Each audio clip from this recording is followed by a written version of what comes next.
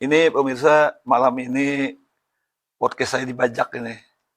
Dengan adanya baliho, secara otomatis kan masyarakat tuh bertanya, Iya, nah, apakah keberadaan baliho-baliho tersebut itu berkaitan dengan momen atau bukan?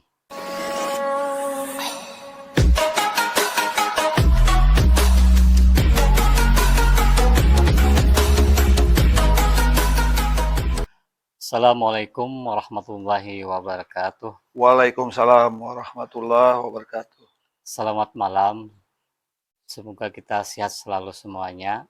Terlebih kepada Pak Deddy Buhari. Podcast kita pada malam hari ini, kita membajak Iya, podcast Pak Haji Deddy Buhari iya, siap.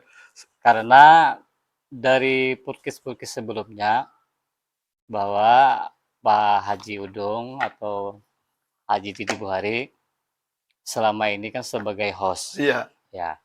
Nah, sekarang pada malam ini saya membajaknya. siap, Nah, siap. jadi Pak Haji Deddy Buhari pada malam hari ini akan menjadi objek Iya, siap, siap. dalam bincang-bincang sejenak lah kita pada malam hari ini. Oke.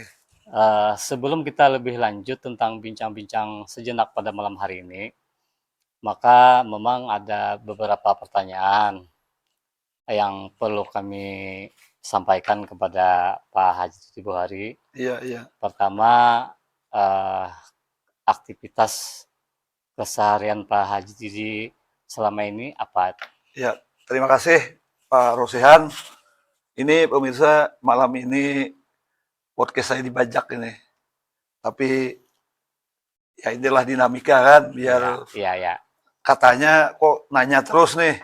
Sekali-sekali juga jawab kan Iya, begitu. iya. Oke, saya jawab. Selama ini selain aktivitas masih sebagai ASN, Ya, kemudian aktif ngantor juga, ya sehari-hari juga ada apa usaha, ya. ya rental lah alat-alat Ya. alat-alat berat. Kemudian juga yang paling penting ini dan sudah kita geluti juga udah lebih 20 tahun. Ya. Setelah masa reformasi kita masih aktif di lembaga swadaya masyarakat, Ya. terutama mengadvokasi kalau ada masyarakat yang dianggap perlu kita bantu dan kita advokasi. Iya. Itu sehari-harinya Pak. Iya.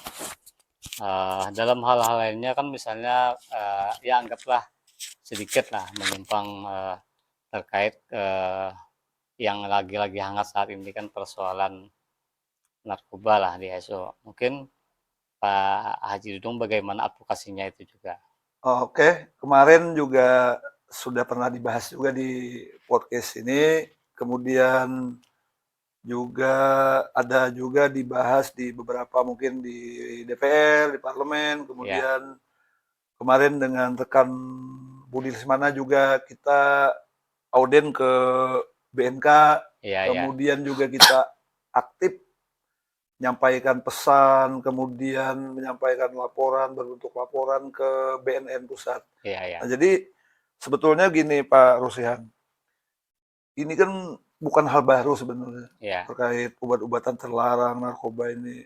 Dan udah puluhan tahun mungkin HSO ini udah menjadi catatan juga, termasuk daerah peredaran, kemudian banyak yang masih makai juga, kemudian bahkan ada asumsi bahwa kita merupakan transit ke kabupaten lain, bahkan ke provinsi lain. Nah, dari situ kita mencoba aktif lagi nih, karena 2014-2016 itu ada juga dulu pemain besar dan alhamdulillah sudah berhenti. Nah ini mungkin ada lagi lah pemain yang mungkin lebih kecil dari dulu, tapi juga ini tidak bisa dibiarkan. Kenapa?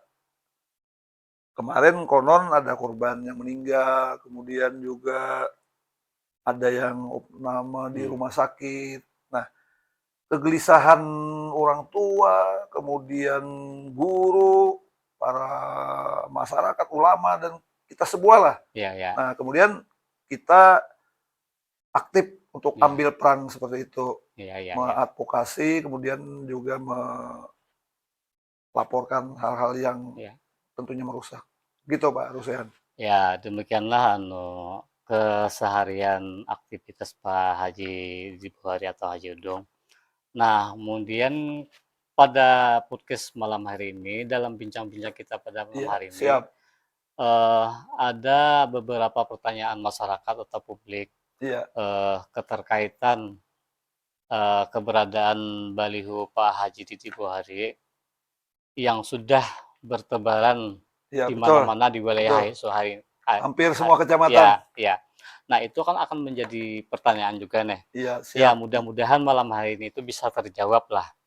Nah, apakah keberadaan baliho-baliho tersebut itu berkaitan dengan momen Pilkada HSU 2024 atau bukan?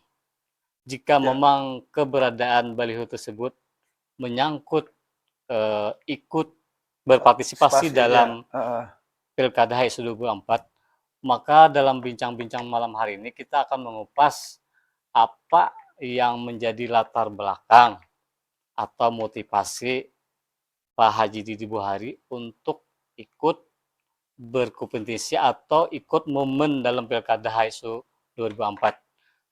Terlepas nantinya apakah Pak Haji berada dalam posisi orang nomor 1 atau nomor 2, itu nantinya akan terjawab di kemudian hari. Namun Iya, pada malam hari ini kita fokus kepada latar belakang. masang baliho ya maksudnya. Iya, Oh, iya. kan baliho itu kan Betul. dengan adanya baliho secara otomatis kan masyarakat tuh bertanya. Iya, betul. Jadi kita fokuskan pada malam hari ini, jika memang pemasangan baliho itu tersebut Ada makna gitu maksudnya. ada makna Oke, oke. berkaitan dengan Pilkada HSU 2024, maka yang menjadi pertanyaan itu apa latar belakang Memasang baliho itu. keberadaan baliho itu kan tentu ada mengarah Eh, kepada pilkada. eh, Andaikan nantinya Pak eh, Haji Didi Buhari ikut dalam kompetensi pilkada HSU 2024, apa yang menjadi latar belakang Pak Haji untuk ikut pilkada HSU 2024? Oke, Karena memang gini, motivasi ini kan bermacam-macam nih, iya, motif nih. Apakah memang melihat kondisi HSU memang selama ini cukup tertinggal iya, dibanding di kabupaten lain?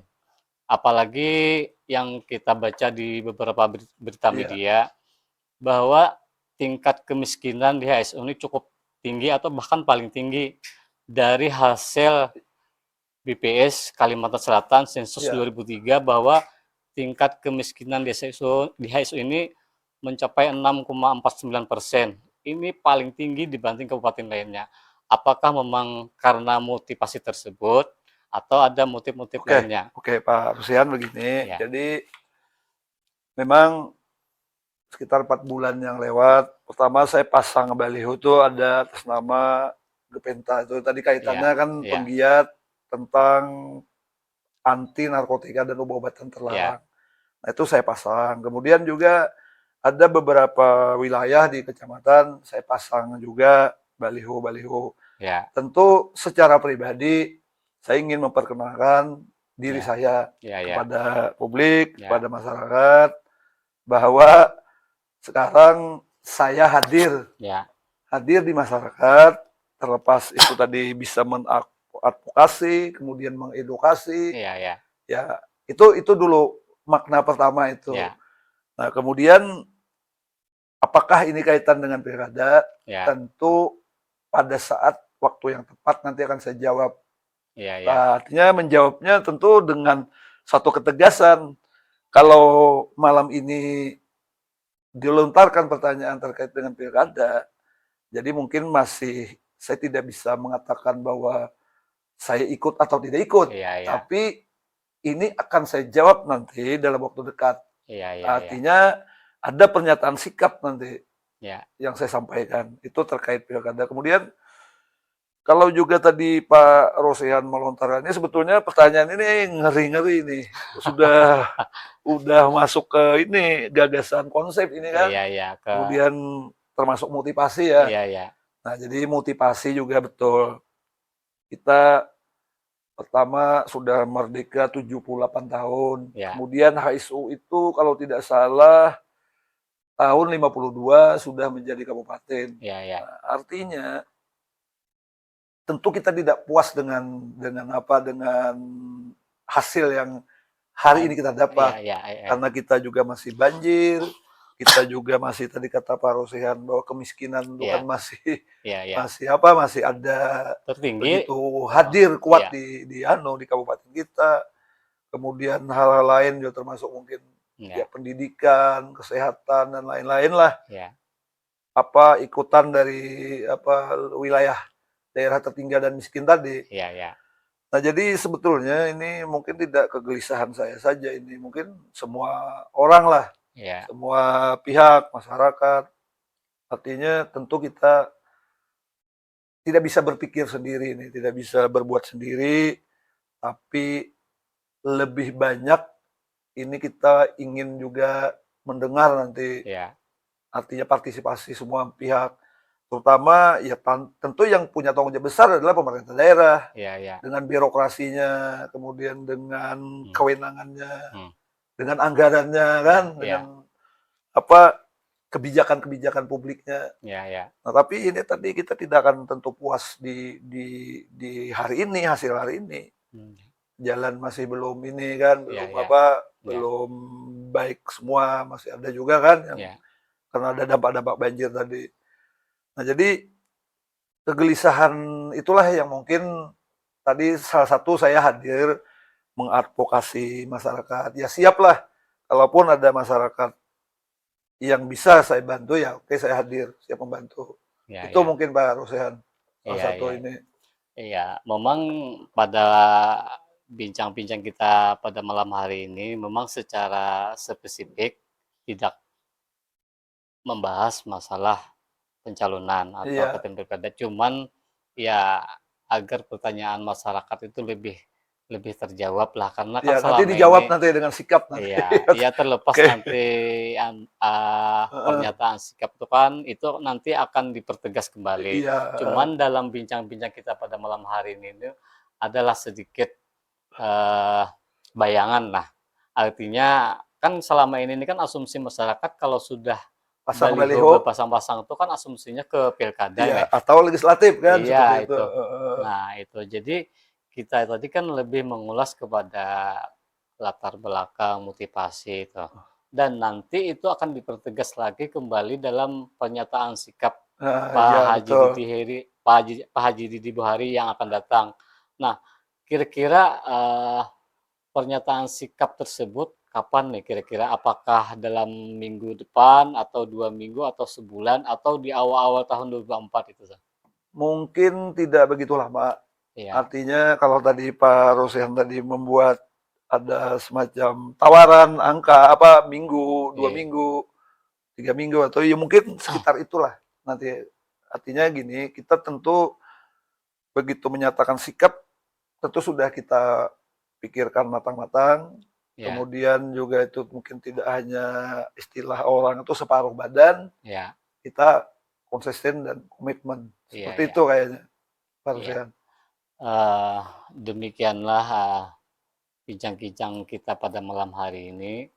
Ya, mungkin nanti kita lanjutkan kepada podcast selanjutnya yang mungkin dalam edisi pernyataan sikap lah. Siap, siap. Nanti akan tayang lagi ya ya mungkin teman-teman yang lain yang mungkin jadi hostnya kembali. Demikianlah kira-kira perbincangan kita Siap, singkat siap. pada malam hari ini. Terima kasih kami sampaikan. Assalamualaikum warahmatullahi wabarakatuh. Waalaikumsalam warahmatullahi wabarakatuh. Yalah.